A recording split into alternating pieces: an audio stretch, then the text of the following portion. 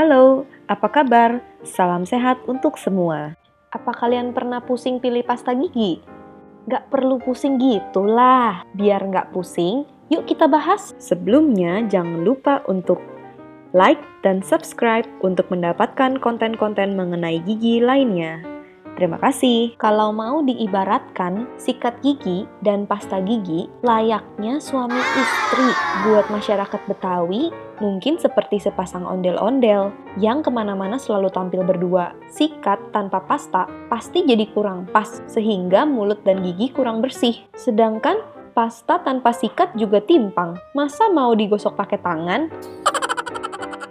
Pasta gigi yang dijual di pasaran sekarang begitu banyak varian dan indikasinya. Ada pasta gigi untuk gigi ngilu atau gusi meradang, pasta gigi pemutih, pasta gigi herbal seperti miswak contohnya untuk mencegah terjadinya karang gigi dan sebagainya. Lalu ada juga pasta gigi untuk anak dengan berbagai rasa seperti strawberry, orange, dan apel. Pasta gigi anak yang menggunakan rasa buah-buahan, kalau tidak berhati-hati, bagai makan buah si malakama. Penggunaan flavor ini adalah upaya supaya anak-anak rajin gosok gigi. Namun, kalau si anak suka, bisa membuat pasta gigi ini ditelan, dan ini adalah suatu hal yang tidak boleh terjadi, karena ada kandungan fluoride-nya. Apa yang terjadi kalau anak sering menelan pasta gigi? Kadang-kadang seorang anak merasa pasta gigi ini sesuai dengan seleranya, dan pasta giginya ditelan. Penelanan terus-menerus pasta gigi yang mengandung fluoride bisa mengakibatkan terjadinya bercak-bercak putih pada permukaan gigi yang disebut fluorosis. Seperti gambar ini,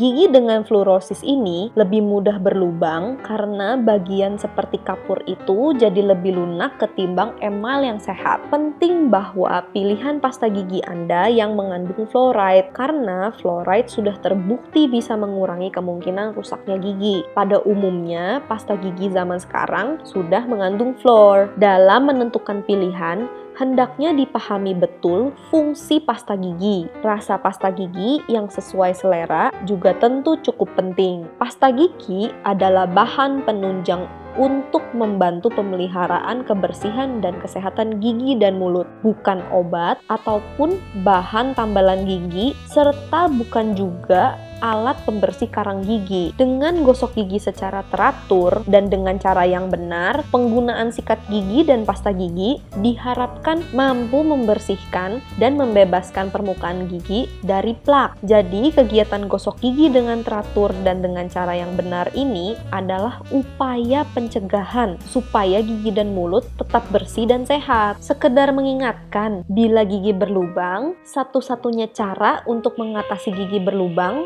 atau karies gigi ini adalah dengan diobati atau ditambal. Seperti yang sudah kita pernah bahas juga pada video ini ya. Jadi perlu dipahami dan diyakini bahwa pasta gigi bukanlah obat untuk menambal gigi ataupun bahan atau alat untuk membuat gigi berlubang tertutup lagi, melainkan untuk mencegah supaya gigi jangan berlubang. Setiap produk pasta gigi pada umumnya mengandung bahan-bahan kandungan sebagai berikut. Pertama, ada pembersih dan pemoles. Ini adalah komponen terbesar dalam pasta gigi. Terdapat 25% sampai 60%. Bahan ini bila optimal punya efek pembersih yang maksimum dan abrasi yang minimum. Kedua, deterjen. Pada dasarnya merupakan bagian pembersih yang mempunyai aksi mengurangi tegangan permukaan, penetrasi, dan melepaskan kotoran. Ketiga, bahan pengikat. Ini digunakan supaya campuran bahan padat dan cair dari pasta gigi tidak terpisah. Yang keempat, bahan penyedap. Rasa pasta gigi merupakan faktor terpenting. Penelitian pasar membuktikan bahwa kebanyakan konsumen tidak akan membeli dan melanjutkan pemakaian lagi apabila rasanya tidak memberikan kenyamanan dan kesegaran. Yang kelima adalah bahan-bahan tambahan lainnya untuk memberikan efek-efek tambahan seperti klorofil, antibiotik, amonium, enzim, dan fluor beserta derivatnya. Pada hampir semua iklan, biasanya terlihat bahwa banyaknya pasta gigi yang dipakai setiap kali gosok gigi adalah sepanjang bulu sikat gigi. Kalau kurang banyak, mungkin bisa membuat mulut terasa kurang bersih dan segar.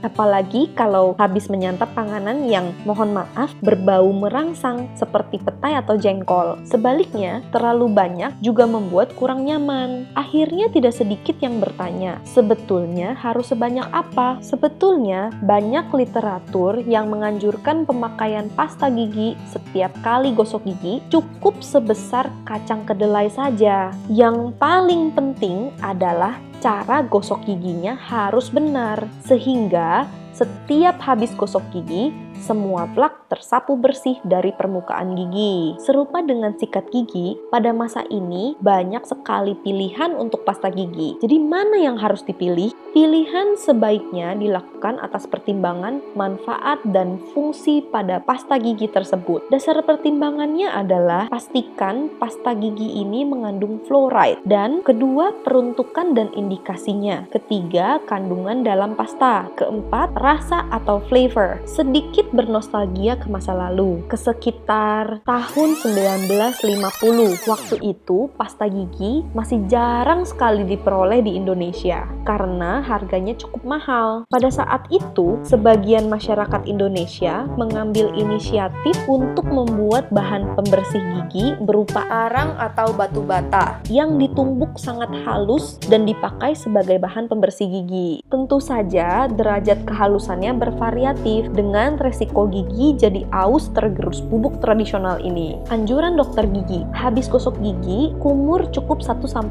kali saja supaya fluoride tidak hanyut. Namun, hasil survei menunjukkan orang Indonesia habis gosok gigi kumurnya berkali-kali. Apa ya sebabnya? Mungkin sebabnya ambil pasta gigi terlalu banyak sehingga kalau tidak kumur berkali-kali, mulut terasa tidak nyaman. Gosok gigi ini dianjurkan selama 2-3 menit saja setiap kalinya. Nah, sekarang ini sudah hampir tidak ada lagi pasta gigi yang tidak mengandung fluoride. Mengapa? Banyak penelitian yang membuktikan pemakaian fluoride secara proporsional berhasil mencegah terjadinya kerusakan gigi. Jadi bagaimana sih kerjanya? Dan di mana saja fluoride ini dapat dijumpai? Fluoride ini juga diperoleh dari makanan seperti teh, ikan laut, susu, keju, daging sapi, dan buah-buahan. Fluoride ini dibutuhkan saat masa pertumbuhan gigi dan tulang, terutama pada masa kehamilan dan pada masa pertumbuhan anak. Dan fluoride ini juga membantu proses pengerasan emal sehingga gigi jadi lebih kuat dan tahan terhadap asam. Fun fact, di dalam buku Illustrated History of Dentistry dituliskan bahwa di Timur Tengah ada sejenis tanaman yang biasa dipakai sebagai sikat gigi sekaligus alat pembersih gigi dan mulut karena kandungannya diyakini bisa mencegah terjadinya kerusakan gigi. Namanya adalah miswak atau siwak. Batang siwak ini besarnya kira-kira sebesar telunjuk. Ujungnya bila dikupas tampak serat-serat dan bisa dipakai sebagai sikat gigi. Kalau mouthwash atau obat kumur,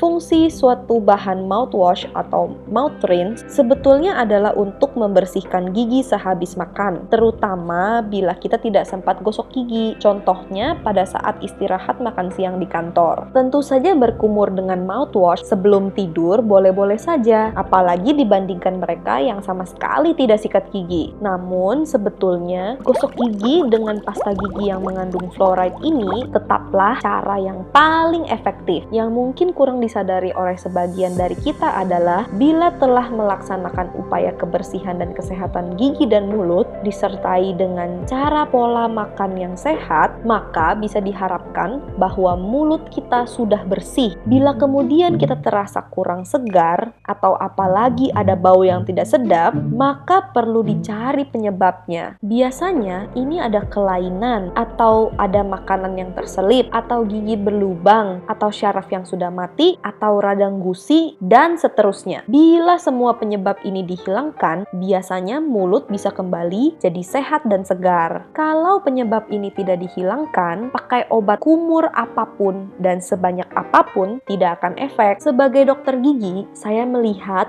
adanya dualisme yang kadang-kadang kurang jelas bedanya. Di satu sisi, ada obat kumur yang memang punya khasiat untuk mengobati. Namun, di pihak lain, Ada obat kumur atau mouthwash yang berfungsi lebih untuk upaya pemeliharaan kebersihan dan menyegarkan mulut supaya lebih harum. Namun sebagian masyarakat awam tampaknya menganggap kedua hal sama saja. Obat kumur yang dibuat sebagai obat untuk menyembuhkan suatu kelainan pada bagian gusi dan mulut tentu terdiri dari berbagai komposisi sesuai dengan indikasinya. Bahan-bahan yang disebut sebagai obat kumur untuk menghilangkan bau mulut biasanya mengandung bahan antibakteri, dengan konsekuensi bisa menghambat pertumbuhan bakteri di dalam mulut. Padahal, bakteri di dalam mulut termasuk flora yang dibutuhkan untuk proses pencernaan dan sama sekali tidak punya sifat patogen atau kuman yang bisa menyebabkan penyakit. Obat kumur juga pada umumnya mengandung alkohol dengan kadar yang berbeda-beda. Ada literatur yang mengungkapkan bahwa bahan seperti ini hendaknya disimpan jauh dari jangkauan anak-anak, karena kalau dipakai anak-anak dan bukan cuma untuk dikumur, melainkan ditelan, bisa saja lama-lama jadi kecanduan. Sebab pada umumnya manusia menyukai rasa alkohol. Pada hakikatnya, obat kumur memang tidak harus dipakai terlalu sering, apalagi terus-menerus. Namanya juga obat. Bila tidak sakit atau tidak ada kelainan yang harus disembuhkan, tentu tidak perlu dipakai atau diminum kan? Jadi, kesimpulannya, pilihlah pasta gigi yang sesuai dengan kegunaannya. Pastikan pasta gigi yang dipilih mengandung fluoride dan gunakan pasta gigi dan sikat gigi sebagai pasangan yang tidak terpisah, karena kedua alat dan bahan ini saling mendukung dan membantu satu sama lain. Sarannya adalah gunakan larutan mouthwash dan obat kumur sesuai indikasi yang tertera pada kemasan produk, karena kalau tidak, penggunaannya jadi sia-sia dan tidak efektif. Terima kasih atas perhatian Anda. Sampai jumpa di info kesehatan gigi dan mulut bersama Paman AG, Dr. Gigi Haryanto AG. Terima kasih.